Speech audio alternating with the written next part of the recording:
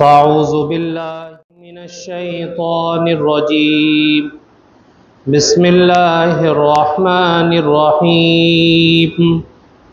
वमा अरसलनाका इल्ला रहमतल लिल आलमीन। सदक़ल्लाहु मौलानल अज़ीम। अल्लाहुम्मा सल्लि अला सय्यिदिना व मौलाना मुहम्मद व अला आलि सय्यिदिना व मौलाना मुहम्मदिन व बारिक व सल्लिम। मोहतरम बुजुर्गों और दोस्तों, अजीज साथियों, इस्लामी महीनों के एतबार से ये रबीउल अव्वल का महीना चल रहा है। इसी महीने के अंदर आकाए मदनी मोहम्मद अरबी सल्लल्लाहु अलैहि वसल्लम की विलादत हुई है। अल्लाह के नबी अलैहिस्सलातु वस्सलाम दुनिया के अंदर इसी महीने में तशरीफ लाए हैं। मेरे बुजुर्गों, जब ये महीना आता है तो जगह जगह इस महीने के अंदर जलसे जुलूस होते हैं और आका सल्लल्लाहु अलैहि वसल्लम की पैदाइश पर आपसे इश्क और मोहब्बत पर पूरी कुव्वत के साथ बयानात किए जाते हैं, लेकिन उम्मत के अंदर उसका कोई खास असर दिखाई नहीं देता। मेरे बुजुर्गों, अल्लाह के नबी सल्लल्लाहु अलैहि वसल्लम की जिंदगी के हर शोबे का तज़किरा एक सआदत की बात है। मैं आप सल्लल्लाहु अलैहि वसल्लम की पैदाइश के मुताल्लिक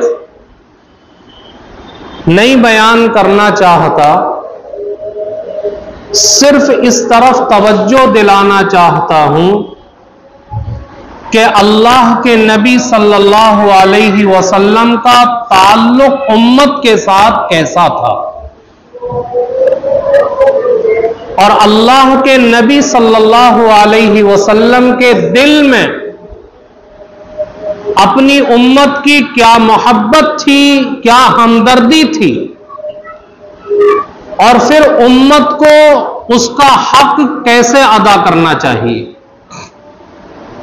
मेरे बुजुर्गों, आप सल्लल्लाहु अलैहि वसल्लम को अपनी उम्मत से जो मोहब्बत थी, आपको जो हमदर्दी थी, उस मोहब्बत और हमदर्दी को अल्फाज से तो बयान किया जा सकता है, लेकिन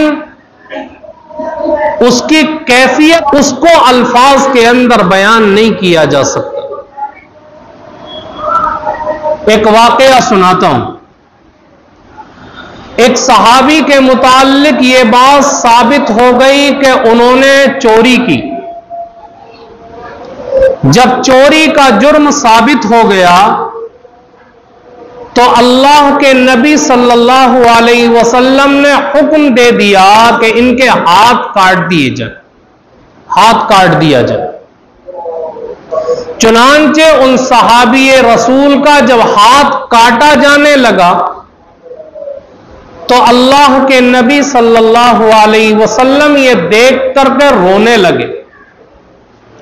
दूसरे लोगों ने कहा कि आपके ही हुक्म से हाथ काटा जा रहा है और आप रो भी रहे हैं, इसकी वजह क्या है?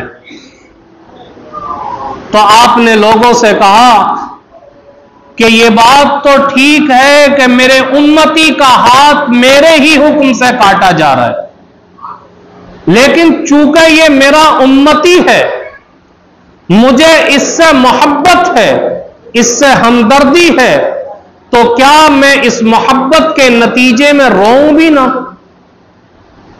ये मोहब्बत मुझे रुला रही है कि आज मेरे उम्मती का हाथ काटा जा रहा है। मेरे बुजुर्गों, अल्लाह के नबी को जो ये मोहब्बत और हमदर्दी थी, ये सिर्फ उन्हीं सहाबी के साथ मखसूस नहीं थी, बल्कि उस वक्त रूए जमीन पर जितने इंसान थे और कयामत तक आने वाले जितने इंसान हैं, हर एक से अल्लाह के नबी को ऐसी ही मोहब्बत और हमदर्दी थी। और इस मोहब्बत और हमदर्दी का नतीजा यह था कि आप अपनी उम्मत को ऐसे कवानीन और दस्तूर देकर के चले गए, ऐसी हिदायत देकर के चले गए, ऐसी तालीमात देकर के चले गए कि उम्मत को जिंदगी गुजारने में किसी तरह की दिक्कत और तकलीफ ना हो, किसी वजह से अल्लाह के नबी की उम्मत को किसी दूसरे का दस्ते निकर ना बनना पड़े। जिंदगी के अंदर यह उम्मत किसी दूसरी तरफ को ना देखे कि इस शोबे के अंदर क्या तालीमात हैं, बल्कि अल्लाह के नबी हर शोबे की तालीमात अपनी उम्मत को देकर के चले गए। अब उन तालीमात के ऊपर उम्मत कितना अमल करती है, यह उम्मत की जिम्मेदारी है।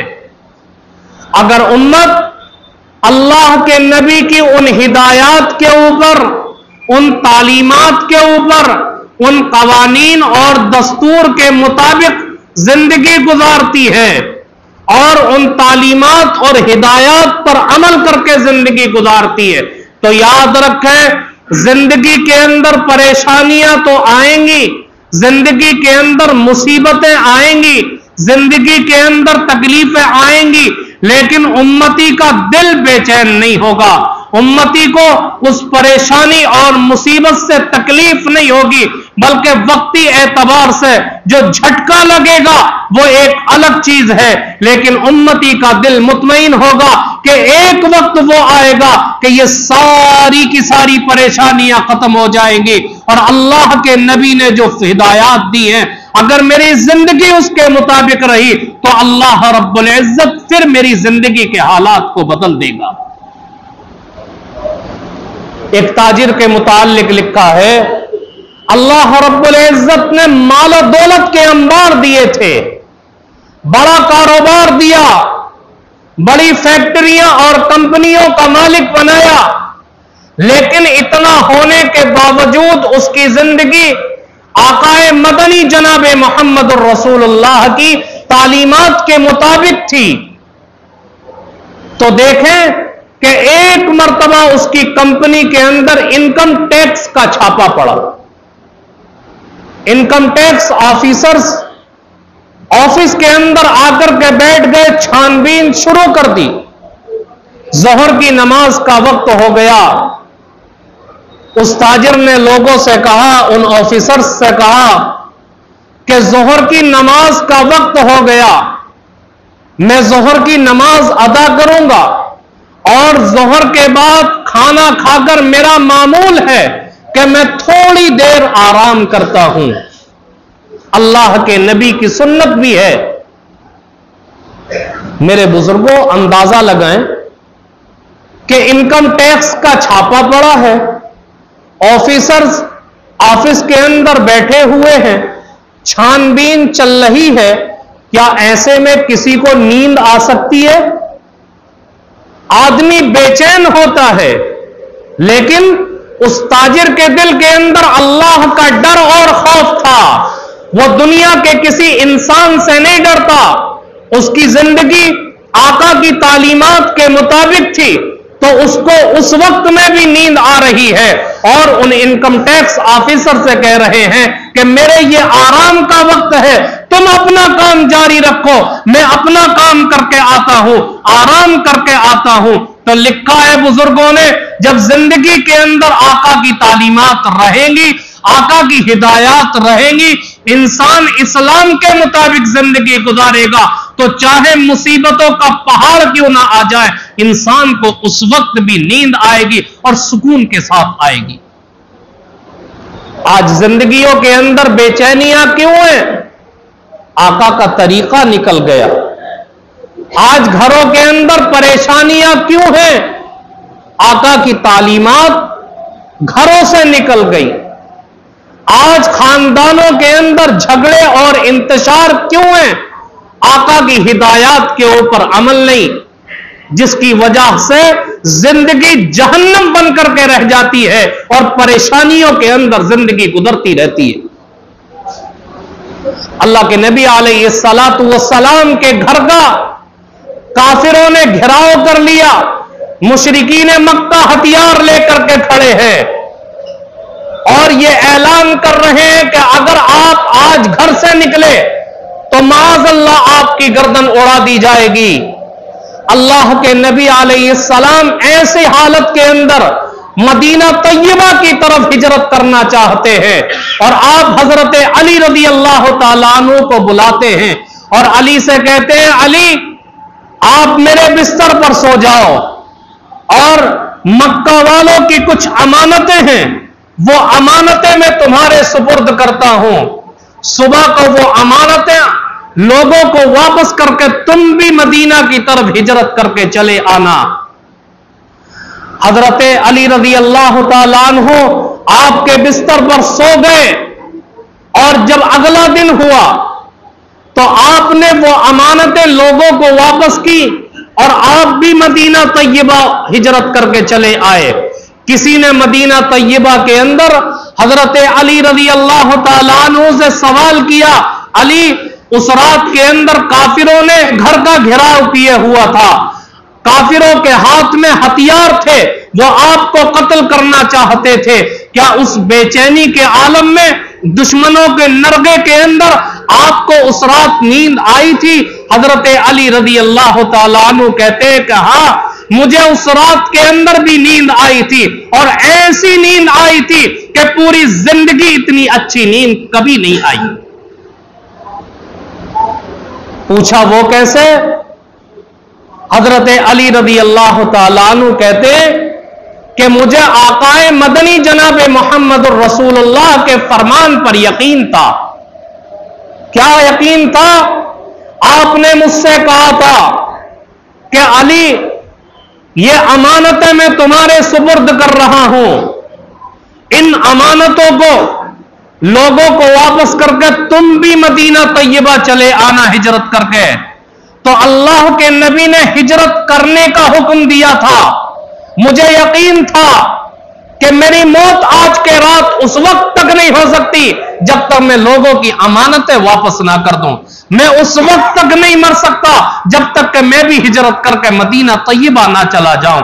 यह यकीन था अल्लाह के नबी की तालीमात पर, आपके अहकामात और इरशादात पर, जिसकी वजह से दुश्मनों के नरगे के अंदर भी लेट करके नींद आ रही है।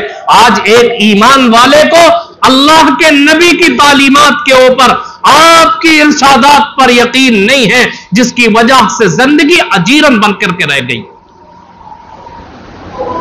आज एक डॉक्टर कहता है कि जी आपको यह ग़िज़ा नहीं खानी, अगर आपने यह ग़िज़ा खाई तो आपको यह बीमारी पकड़ लेगी, आपको यह दवा खानी है, इस दवा को खाएंगे तो आपकी यह बीमारी सही हो जाएगी, आपको इन इन चीजों का परहेज करना है।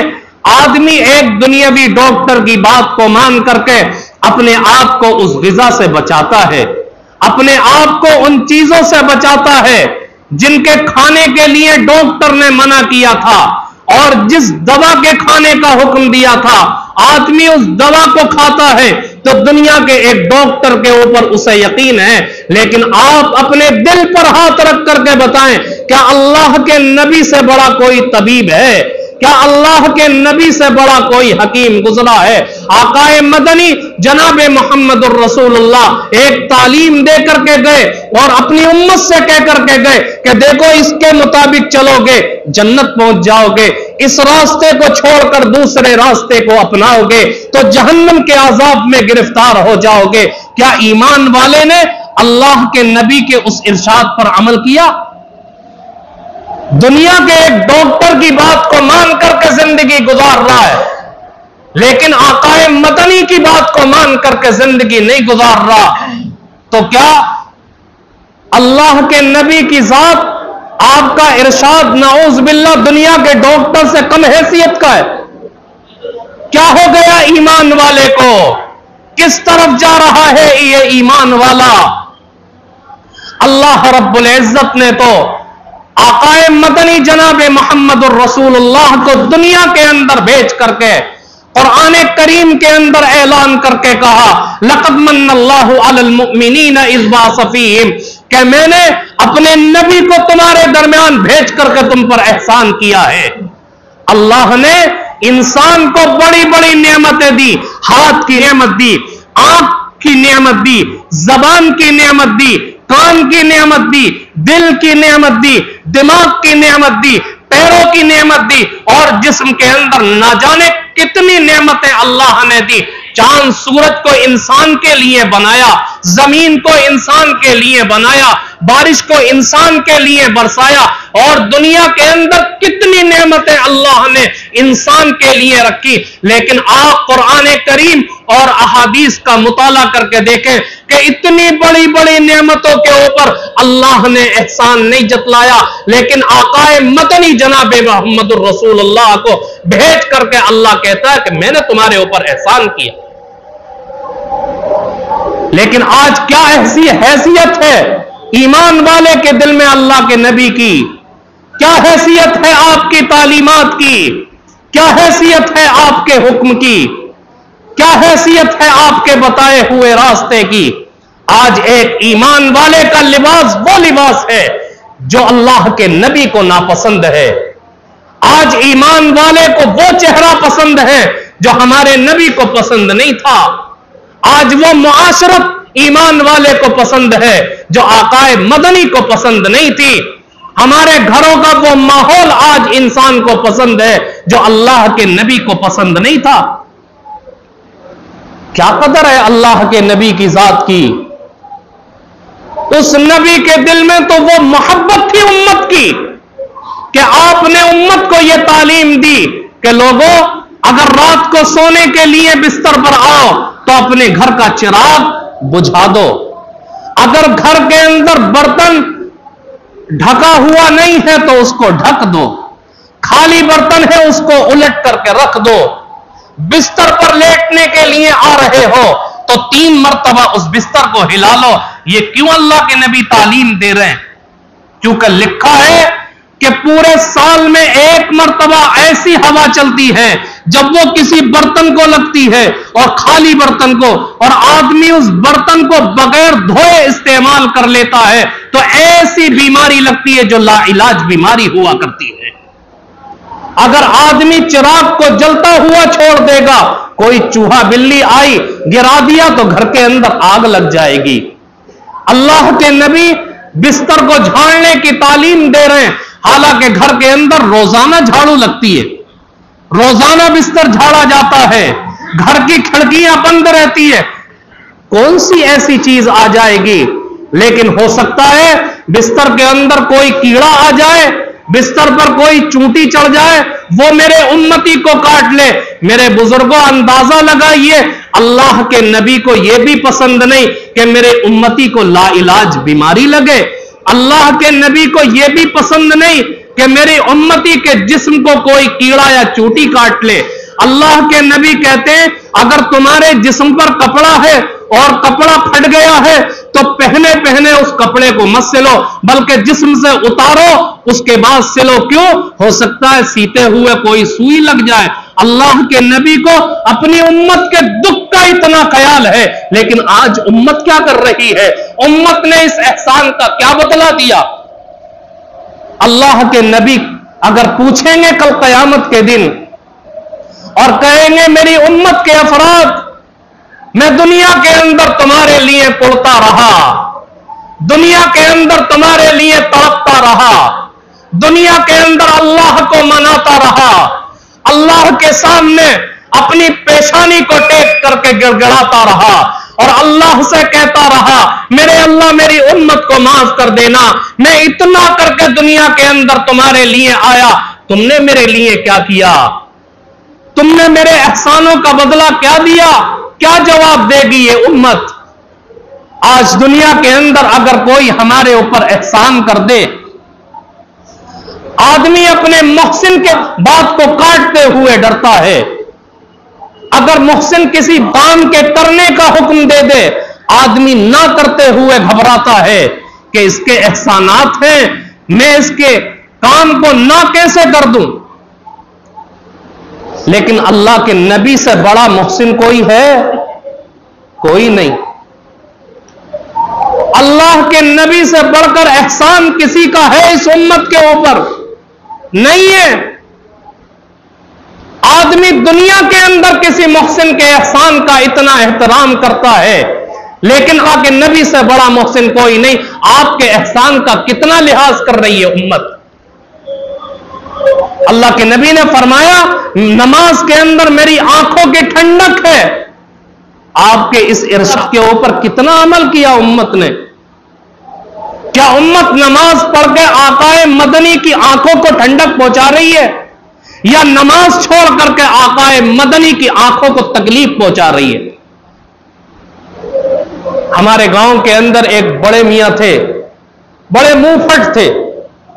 वो एक बात कहा करते थे बेनमाजियों से कि ये बताओ, अगर तुम नमाज पढ़ रहे हो तो आकाए मदनी की आंखों को ठंडक पहुंचा रहे हो, और अगर तुम नमाज को छोड़ रहे हो तो तुम आकाए मदनी की आंखों को ठंडक पहुंचा रहे हो, या नऊज बिल्लाह आपकी आंखों के अंदर धूल डाल रहे। आज इतनी तकरीरें, इतने बयानात उम्मत सुनती है, क्यों असर नहीं होता? अल्लाह का डर निकल गया और इस बात का एहसास नहीं है कि कल कयामत के दिन हिसाब भी देना पड़ेगा। आपने सुना होगा कि हफ्ते में दो दिन जुमेरात और पीर के दिन उम्मत के आमाल अल्लाह के नबी के बारगाह में पेश किए जाते। आकाए मदनी अपनी उम्मत के आमाल को देखते हैं। हमारा आमाल नामा भी आपके पास जाता होगा। आप देखते होंगे कि मेरी उम्मत ने कितनी नमाजें छोड़ी, मेरी उम्मत ने कितना सच बोला, कितना झूठ बोला। क्या गुजरती होगी आकाए मदनी जनाबे मोहम्मद रसूलुल्लाह के दिल पर? क्या उम्मत को इस हाल में छोड़ करके गया था मैं? क्या मैंने अपने जिस्म के ऊपर इसलिए पत्थर खाए थे ताइफ के अंदर कि मेरी उम्मत दूसरे लोगों के रास्ते को अपना करके जिंदगी गुजारे? आप तो रातों को रोते हैं, तड़पते हैं, और आखिरत के अंदर भी अल्लाह के नबी उस वक्त तक परेशानी नहीं उठाएंगे जब तक कि अपनी उम्मत के एक एक फर्द की बख्शिश ना करा लेंगे। मेरे बुजुर्गों, सोचें ठंडे दिमाग से, अल्लाह से दुआ करें और कोशिश भी करें कि अल्लाह हमें आकाए मदनी जनाबे मोहम्मद रसूलुल्लाह की एक एक तालीमात और हिदायत पर, एक एक सुन्नत के ऊपर अमल करने की तौफीक अता फरमाए। वमा अलैना इल्लल